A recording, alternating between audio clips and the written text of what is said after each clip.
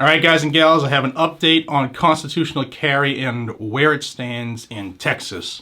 Here in this episode of Guns and Gadgets.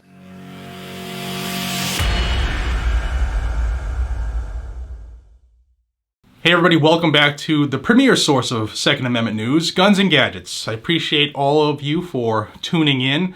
Gonna have a couple of videos today, a couple of quick hitters because there's a lot of stuff to update you on. Now last night, if you're on my Instagram and Facebook, I did an update at about 7 p.m. Eastern to let people know that constitutional carry was back on the Texas House floor. Now the reason it was there is because the Senate added some amendments that fundamentally changed the bill. I believe it was an attempt to kill the bill by some, but it's still alive. And I want to thank my good friend Rachel Malone of GOA Texas for this update. I did ask her to come on here, and she will be on in the next day or so, a couple days. There's a lot of moving parts, and when she comes on, I want her to give you guys and gals solid information so that we can get it done. But last night, the lieutenant governor refused to fix the bill. Could have been fixed last night very easily, but the lieutenant governor is not a fan of it. In fact, I think he's on record as saying that.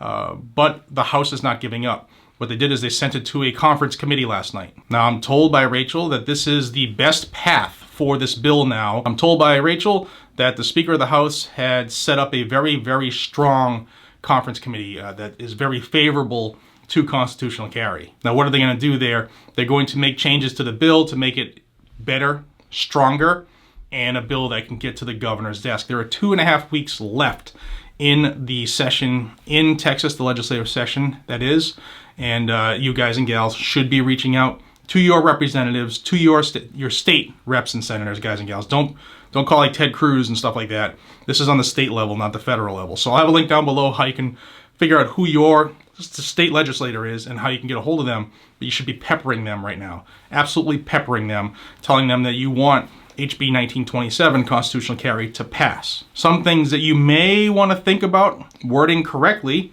is that they're going into an election season, and should they not pass something that a vast majority of the people in Texas want, a vast majority want this bill, then they'll be held to pay because they're always thinking about that next paycheck. Well, tell them you're going to take away that vote.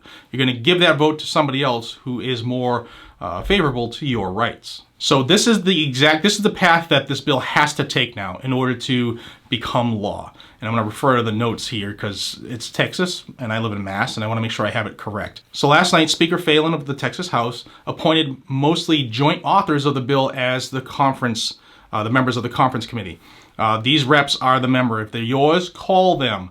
Reps Schaefer, who will chair the committee, White, Canales, Guillen, and Burrows. It's a very strong group from what I'm told, very strong group. So what would happen next? The Lieutenant Governor, Patrick, has to appoint 5 conferees. Here is the rub. If those 5 appointees are the senators who were favorable to the bill, it's a good sign. If they're the 5 senators, or some of the 5 senators that didn't like the bill, didn't vote for the bill, or wanted these terrible amendments, then there's going to have to be a lot of attention paid and a lot of pressure put on by their constituency. Now, these 10 members, the Lieutenant Governor's appointees and the Speaker's appointees, will meet and hammer out language for this bill to go forward. At that point, it will go to the House again for a full vote and the Senate again for a full vote, and this has to be done by May 30th, 2021. Assuming that gets done, then it would go to the governor's desk for signature, and if it gets signed, which Governor Abbott said he would do, then it would be effective as of September 1st, making Texas potentially the 21st state in the union to have constitutional carry. Now, let's not put the cart before the horse. There's a lot of work to be done by the members of this committee, this conference committee, which is why I tell you to put pressure on these people. You're not begging for your rights. What you're doing is you're going to tell them to uphold your rights, or you will do your best effort to replace them with someone who will. Also, if you're a Texan, you're going to want to know this. The suppressor bill gets a Senate hearing today. So call your senators, your state senators, and let them know this should pass. Pass it favorably. All right, guys and gals, that is the update in Texas on the path toward constitutional carry. I strongly suggest that if you're not already, subscribe to Guns and Gadgets. This is where you're going to get this type of information. Also, subscribe to my other outlets for majority of the stuff that I have to do quick. Maybe I'm not in the studio or can't do a video. I'll post updates on Instagram and Facebook. Links are all down below in every video in the description area. Thank you so much for your time. I appreciate each and every single one of you more than you know. There's going to be a couple videos today, so if you haven't seen a couple videos today, cross your subscription notification area. Then double check the videos and also double check that you have that bell icon checked. All right, guys, be safe, stay vigilant, carry a weapon. I'll see you on the next one. Take care, everybody.